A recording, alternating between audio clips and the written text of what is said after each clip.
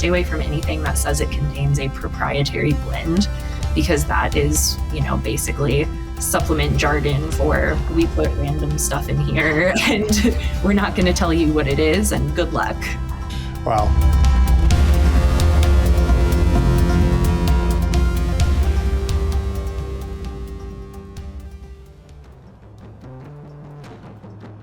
If you're enjoying the show and want to take the next step in your training, join our newsletter and receive a free 4-week sample training plan.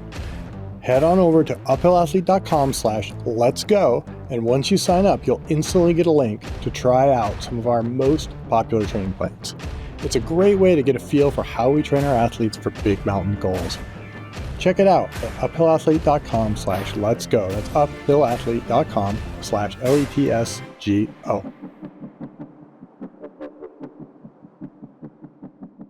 Welcome to the Uphill Athlete Podcast. I'm your host today, Steve House, and joining me is Alyssa Leib, our in-house dietitian. So, Alyssa, today I wanted to talk about what supplements should I be taking as an uphill athlete?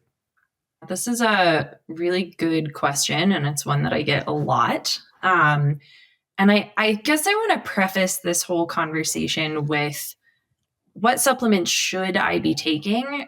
There aren't necessarily any. So I'm happy to talk through what some of the better research and more effective supplements are that I tend to see athletes seeing benefits from. But I don't want anybody to interpret any of this as you have to take these supplements if you want to be a successful athlete. You can absolutely achieve your athletic goals without any kind of supplement. For the most part. But, I like to approach supplementation as you're already meeting your basic needs and you're looking for that extra edge, or in some situations like protein powder, there's a small gap that you're trying to fill. Okay. So what are first of all, maybe what is the role of supplementation in your view? So it's a combination of things. And I guess when we talk about supplements, also just to sort of add some clarity here, we have our vitamin and mineral supplements. So for example, if you have an iron deficiency and you talk with your healthcare provider and determine that taking an iron supplement is going to be beneficial for you in correcting that deficiency, that's sort of one side of the supplement discussion. But the other side, and I think this is what most of us think about, is more on the side of sort of ergogenic supplements, things that are going to have an additional impact on performance specifically, beyond just this correcting a deficiency for health purposes side of things. Here, this is where I'm really talking about, things like creatine, caffeine, potentially bicarbonate. We can definitely dive into all of those. Yeah. Okay. Well, let's start off with, just the most common thing I think people think of is just vitamin and mineral supplements. So this is something that is very, very individualized. And, I have definitely noticed patterns, for example, for most people who live not near the equator, many people are, for example, vitamin D deficient. And in a lot of cases, a vitamin D supplement can be beneficial. Similarly, I see really high rates of iron deficiency in athletes populations. However, I want to strongly advise against any sort of blind supplementation. I always think that before you take a vitamin or a mineral supplement, you should be getting lab work done to make sure that this is something you actually need. And you should be, working with a healthcare provider, whatever that is, to see if there's maybe another way that you can meet that need. So, for example, if you are vitamin D deficient, is it because you're not eating anything that includes vitamin D? And can you increase your food intake in order to meet that need first? So it is really hard to give any kind of sweeping generalization around vitamin and mineral supplementation, just because there is so much individual need when it comes to that. One thing I will say is that multivitamins are generally a waste of time and money. I'm very much a fan of let's look at the specific thing that you need and kind of go from there. Yeah. So how does one go about doing this work to figure out what they need and don't need? Like, do they call their, who do they talk to and who can order blood work and that kind of stuff?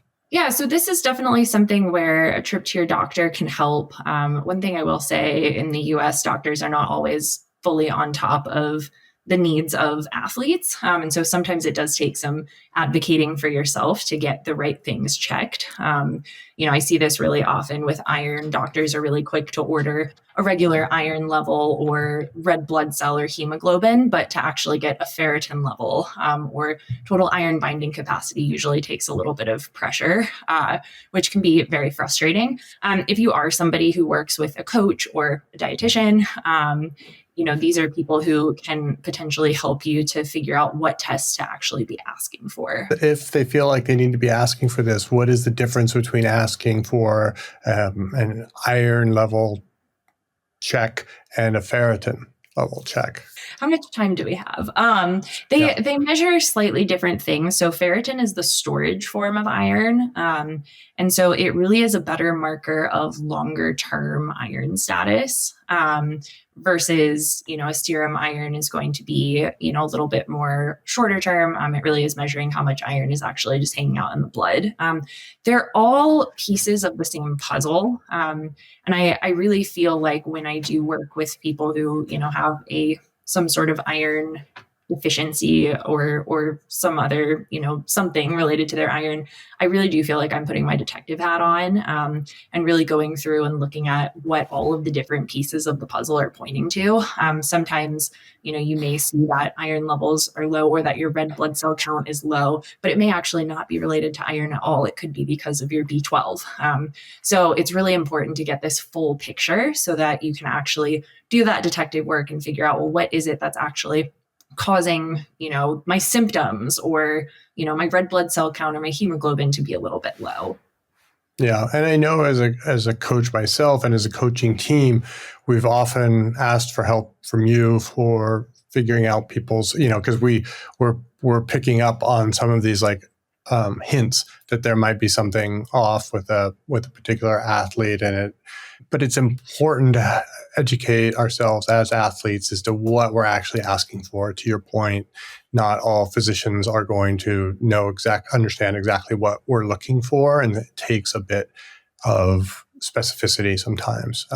Most do. I don't want to throw everybody under the bus, but there's obviously a lot of amazing physicians out there. But I particularly noticed it with female athletes that I've coached in the past, and it often shows up at higher altitudes as well if they go off and I think they're going to do great, and then they don't acclimate well, and then it's like, oh, okay, I should have been on top of that, and then it turns out often to be a ferritin level issue. Mm-hmm. So I've seen that play out a number of times. I think it's really important, especially for our female athletes, to be aware of that and to be asking their coaches as well for, guidance on, is this something I should be looking at, or consulting directly with you as well, of course. But that can be it's a really common one. I've seen a lot. Yeah, absolutely. And I think, because iron does play such a critical role in transporting oxygen through the body, for anyone who is spending time at altitude, whether it's an altitude camp or an expedition, staying on top of this and just getting your levels checked ahead of time is definitely smart, because it can take months to correct a deficiency. So it's definitely something that you want to get started on early, ideally before it becomes a problem. Absolutely. You mentioned earlier that there's a couple of supplements that you do recommend to most people. And I know that's a big statement coming from any dietitian. What are those? What is one of those supplements that you talk about? Yeah, so our two best researched supplements are protein powder and creatine, and they are both well researched. We know that they do what they claim to do, and they're also safe, which is very important because there is a lot of we'll say sketchiness, for lack of a better term, in the supplement industry. But if you choose your supplements appropriately, protein powder and creatine should be safe for most people. And again, neither is something that you must do, but they can help. So starting with protein powder, this is something that I think a lot of us can relate to, struggling to meet our protein needs. And without diving too much into it, I definitely think that there's a little bit of a tendency to overemphasize the importance of protein at the expense of carbs, which I would make the argument carbohydrates are actually the more important macro to worry about, and that it can be challenging to meet your carb needs there too. But all of that said, I know that it's also hard to meet your protein needs. And so having, a protein powder or some other form of protein supplement like a bar can be a really good, easy, safe, effective way to kind of fill that gap in your diet if you just need to increase your total intake by 20, 30 grams a day. And I'll speak from my personal experience. This was something that I would bring on expeditions because we're often living on, suboptimal food, and and don't have protein. Is very hard to come by when you don't have refrigeration. So as you don't in most base camps. So that was something. It's hard to figure out. You don't have abundant fresh fruit juices and things like that on expedition. So it's been hard, but now there's more flavored sort of pre-mixed things that you can just mix with water and stuff. And that seems to fill a need there. It can be hard. Is there anything with the timing of the protein intake that people should consider when supplementing with protein? Yes and no. I know a lot of people like to, have their protein shake after a workout, and that's great. I would say if we're kind of viewing protein powder as just another source of something that we are getting through the diet, it doesn't really matter if you're going to take protein powder versus just have a meal that contains protein, as long as you're getting that protein after your workout. So I know that that's an area where I really commonly see people taking their protein shake. But really, if we kind of view it as we're just trying to fill that gap that we're not able to meet through our food intake alone, it doesn't really matter where you take it. I know people who, mix protein powder into their oatmeal or make little muffins or pancakes with it and just have it as part of a meal that might otherwise be lower in protein. Yeah.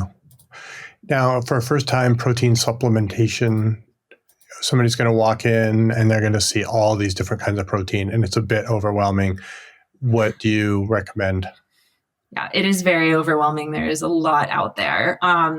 So I always recommend, and this is, again, part of a larger conversation that we can have later, but I always recommend choosing a protein powder that has been third-party tested. So without getting into it too much right now, there is very little regulation in the supplement industry at all.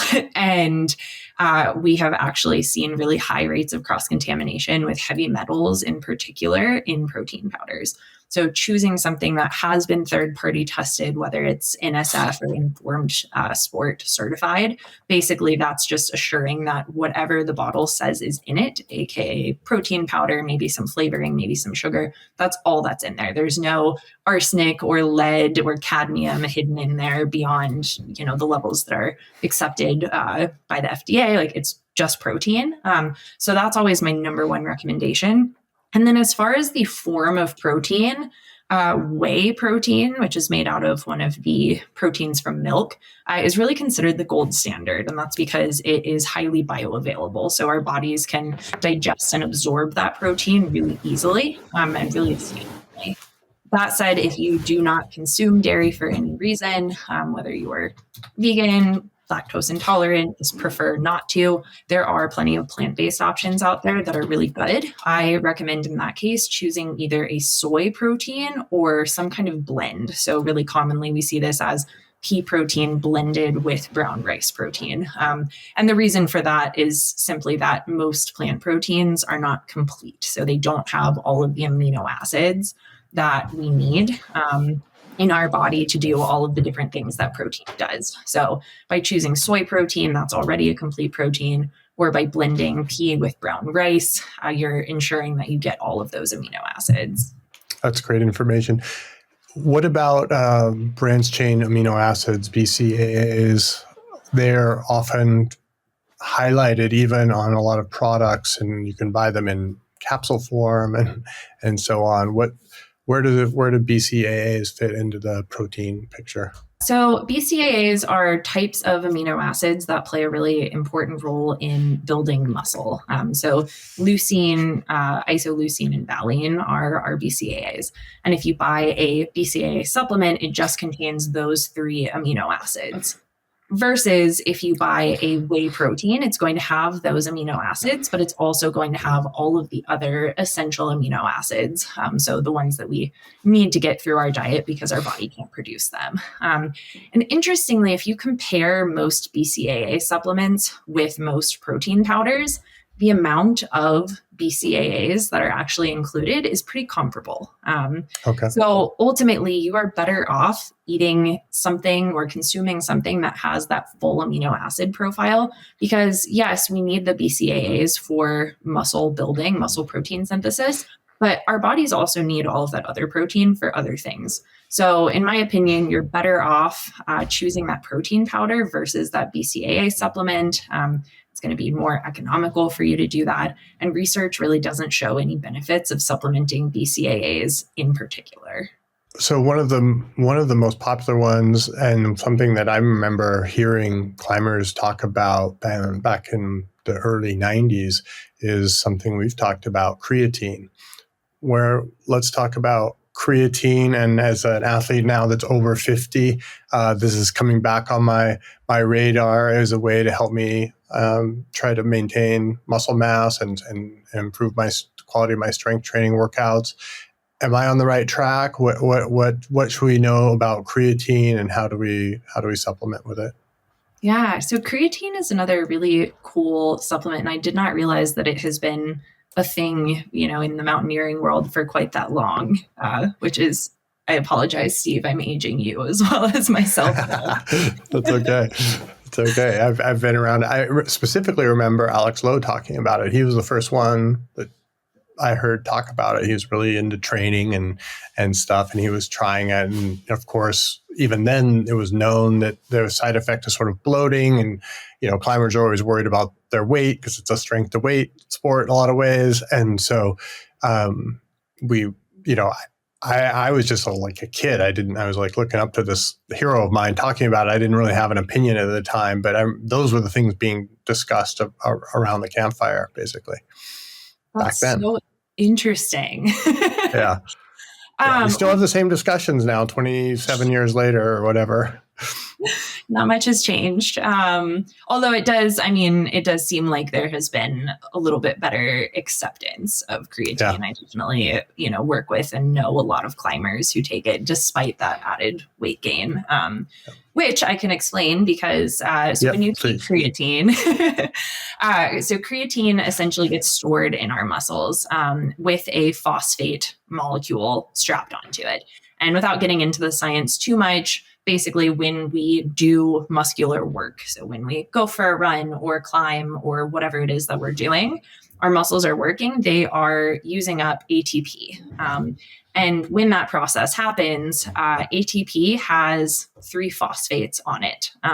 So that's the TP part, triphosphate. And basically when that ATP molecule is used up, a phosphate group is removed from it. And in order to recycle that ATP to get continued energy, basically our body has to add another phosphate onto ADP, which is what remains, to basically recycle that ATP molecule to give us more energy to continue.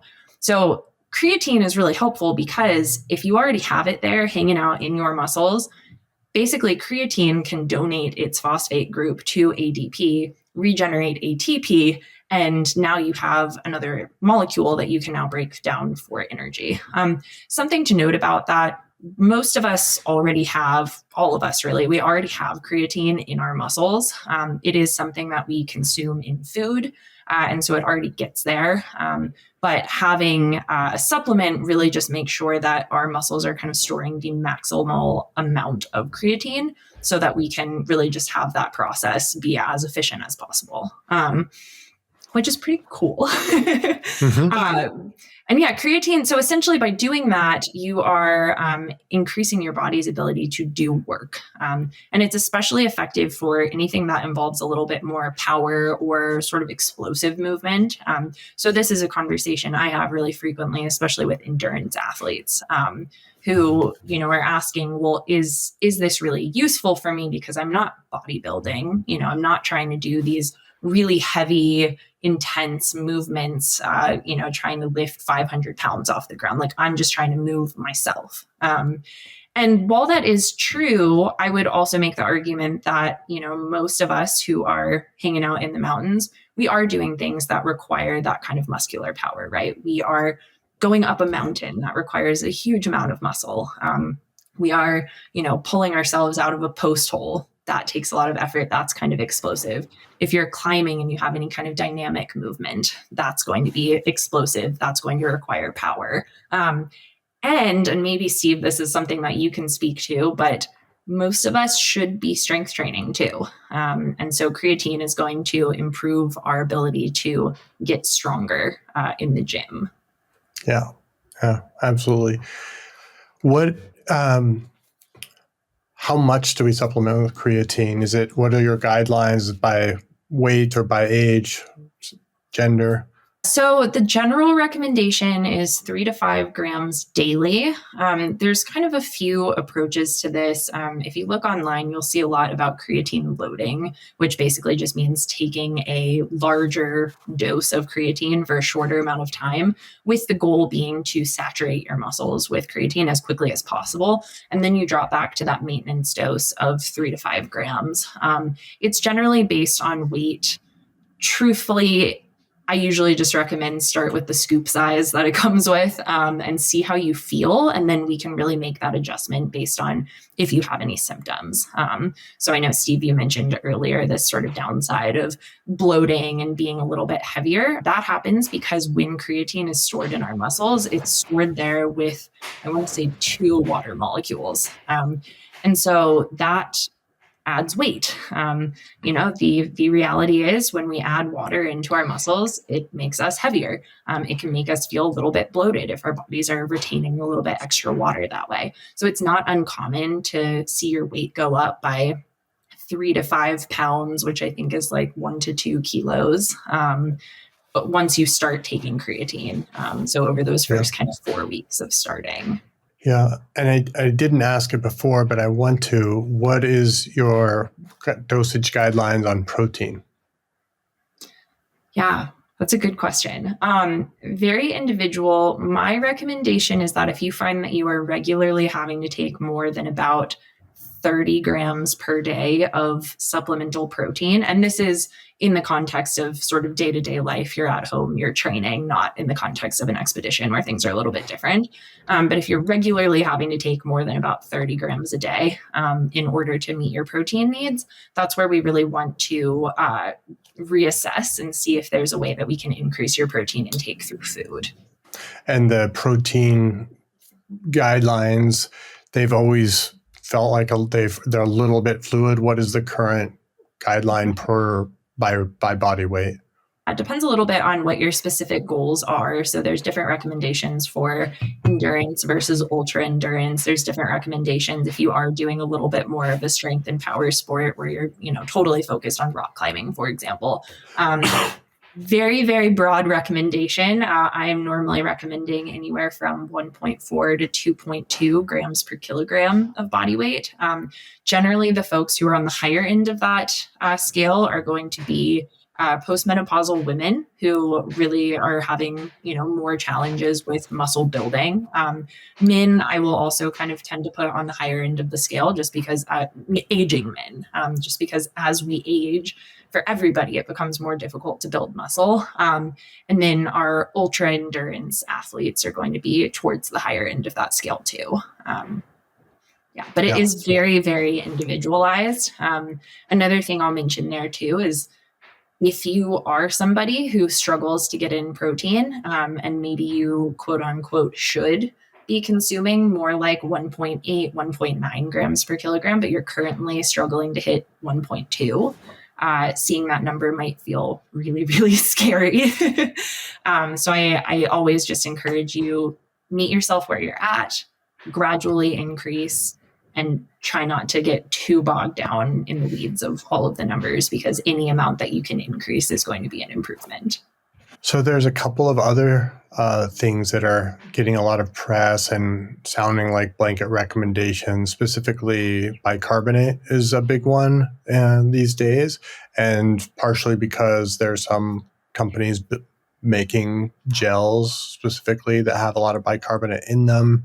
Bicarbonate has long been thought to be a potential good supplement because it obviously, just from a biochemistry point of view, will buffer the lactic acid that we form as a byproduct.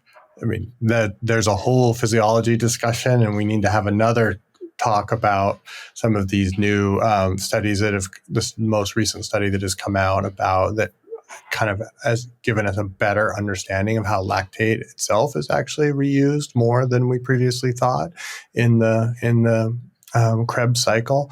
So setting that aside for a second, bicarbonate, thumbs up, thumbs down. What are your thoughts? I'm going to give it a solid thumbs to the side at this point. Okay. We do have the research behind it as a buffer is pretty good. So we definitely see that it does buffer lactic acid. Research that looks at things like time to failure, so basically how long can you keep going at maximal effort, does show that bicarbonate can increase that time. So it shows that for higher intensity exercises, it can be really beneficial. However, the major caveat, and this is one that is, truly major, is the potential to cause really catastrophic gastrointestinal issues. Really, really catastrophic. So if you think of, the worst thing that could happen, that is something that bicarbonate can cause. And that's really, I think, why it hasn't been, as popular in the past, just because it has, the rates of GI issues are quite high too. So it's not like, 1% of people experience this. It's a much higher percentage. And that's where we do see certain brands right now who are working to solve this problem of GI problems. And, really trying to harness the potential benefits of bicarbonate, but in a way that doesn't send you running to the bathroom all the time. And frankly, from reviewing the existing research on some of these new products that are out there, I'm not convinced that this is it. I think that it is something that is very individual. So if it's something that you are curious about and want to try, do it on a treadmill first, where you've got easy access to the bathroom. Start with a low dose and then gradually work your way up as you see how your body responds to it. But it's definitely something that I would approach with caution. Yeah, I think that's key to so much of this work with the gut training is a real thing, as we found out in these last few years, right? Like getting used to things is a real thing. And I did listen to a podcast recently from a Norwegian coach of two of the top triathletes in the world. And it's, he wasn't very forthcoming because it's a trade secret, if you will, but that's something that they seem to have figured out through gut training and through implementing the bicarbonate through food, that they're that's he thinks that there's really a benefit there. Of course, these are like two of the top 10 triathletes in the world. We're talking about the elite of endurance athletes. But, it was really interesting to hear him say, like, so I do think that there is progress being made on the edges of our sports that ultimately will trickle down to the rest of us too, once it becomes more common practice up there in the upper echelons. Well, and I think that's an interesting point to make too, because we, especially in the world of social media, we live in this space where elite athletes are, sponsored by all of these different supplement brands. And it's very easy to kind of see, oh, well, this person won a major race, and I see, them posting all the time about all of the different supplements that they're taking. So obviously that means I should take it too. And I think there is some context to that where maybe it will benefit you, but for the majority of sort of everyday athletes, there's normally more low-hanging fruit that is going to offer you greater improvements than taking this supplement. Yeah. Yeah. So one supplement that sort of pretends to replace some of our food intake, if you will, is the ubiquitous green powders. There's a lot of different types of these now. What do you recommend in this area at this point?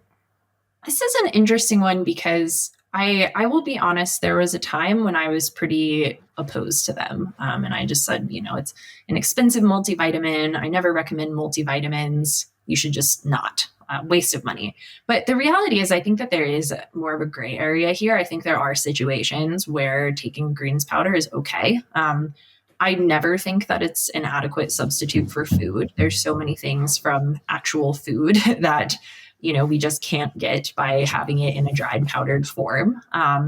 But I have worked with athletes who have said, I'm terrible at hydration. And, having my greens powders really helps keep me hydrated because I know that I'm going to drink a glass of water first thing in the morning. So if that's you, maybe that's a reason to be taking these. Another thing that I think is also just an interesting use case for greens powders is the idea of being on an expedition where, as you mentioned earlier, you don't have access to fresh fruits and vegetables. And so in that case, there are nutrient needs that you do need to worry about, especially if you're going to be gone for a couple of months at a time, or even on shorter expeditions, right? If we think about our water soluble vitamins, it takes a very short period of time to start to notice, negative side effects of not having enough vitamin C, for example.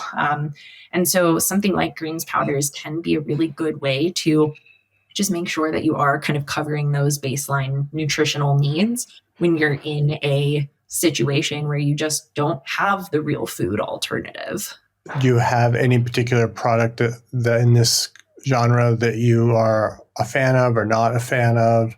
And is it follow the label kind of instructions for someone who's looking at investing in one of these green powders?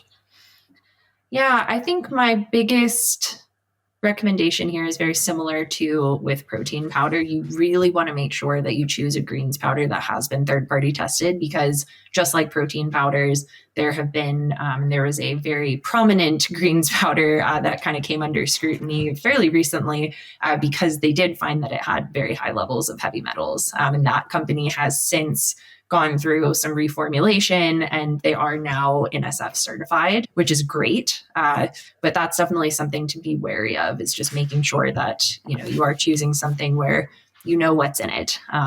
Definitely stay away from anything. And this is true for any supplement. Stay away from anything that says it contains a proprietary blend, because that is, basically supplement jargon for we put random stuff in here and we're not going to tell you what it is, and good luck.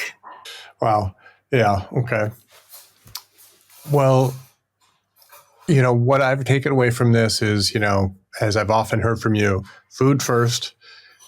And of course, if we need to get to our protein needs, supplement with a protein powder, as you discussed, then creatine. I'm going to start dipping back into the creatine after this conversation. I haven't used that in a very long time, but I think it could help me. I'm trying to go to the weight gym more. One thing that we didn't talk about is, I think, everyone's favorite supplement, caffeine. This is something that I know that, is part of daily life, and it's also an ergogenic aid on some level. So what can you tell us about caffeine? What is healthy? What is not? Yeah. Caffeine's an interesting one because I think, a lot of us don't really think of it as a supplement, although it did used to be a I believe, a banned substance. I don't know if it was by WADA or USADA, but at one point it was a banned substance because it is an ergogenic aid, which is interesting because, yeah, I think most of us just sort of think of it as, yeah, I'm going to have my morning cup of coffee and that's it. But it can be really beneficial. As far as, things to be aware of, caffeine has a diuretic effect after you exceed about 400 milligrams in a 24-hour period. So to give an idea of what that looks like, many gels have either 50 or 100 milligrams of caffeine. And a standard cup of coffee is generally anywhere between about 80 and 150 milligrams. There's unfortunately no way to know really what your specific coffee has, just because there are so many differences in all of the beans. But what that means is you really have a strict caffeine budget that you need to be strategic within if you are planning to use it for a performance perspective. So there are a lot of different ways that you can use it. I know a common conversation I have is with runners who are doing long races, 100-milers, anything where they're going overnight. That caffeine can be really helpful in, the darkest part of the night to just kind of keep them moving forward, moving ahead, and kind of bridge that gap between the midnight 1 a.m. time period and sunrise, where, your morale is renewed and things feel better. So just really being strategic there. Maybe you're taking 100 milligrams per hour for 4 hours through the night just to get you through to that sunrise. There's obviously, similar use cases there in the context of mountaineering as well, where you're, having a really big summit push where it is dark, you are, needing to keep going, you're needing to stay alert. Especially just in the context of mountaineering, right? When I used to be doing these single push, long duration events, like trying to climb in Alaska, chocolate covered espresso beans were in the pocket. The downside of that is I don't know, or at least I didn't know, and still don't know exactly how much caffeine I was getting at any point. And you eat too many of those, your stomach does get upset. But it definitely was a way to have something portable that you didn't have to stop and brew up. Tasted good and was pretty light. So that definitely got me to a few sunrises. And I'm sure I'm not alone in that. Yeah. Well, and having something that you're looking forward to eating, I think, is another really big benefit when you're trying to get through the night. Yeah.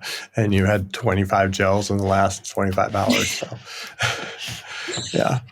There are definitely more enjoyable ways to get your caffeine in than just gels. Yes, indeed. So this has been great. I've learned a lot about green powder, protein powders, bicarbonate, caffeine.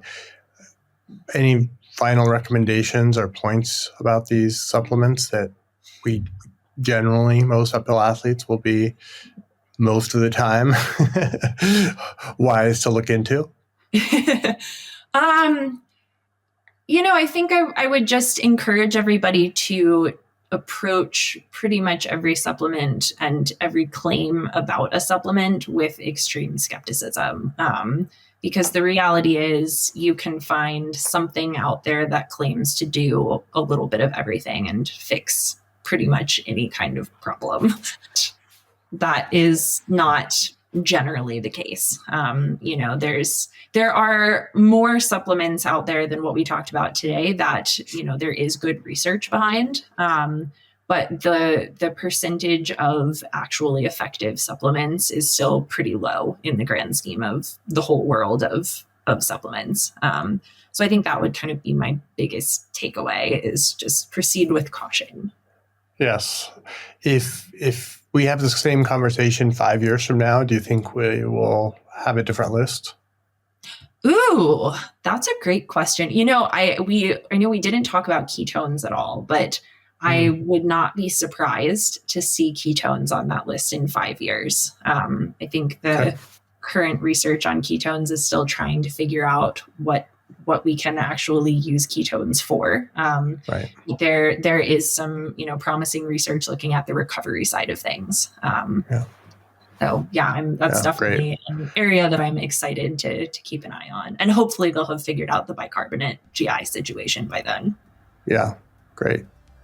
Good. Well, thanks so much for this talk, and thanks for listening to the Uphill Athlete podcast. We're not just one, but a community. I've been your host, Steve House, and we'll talk to you soon.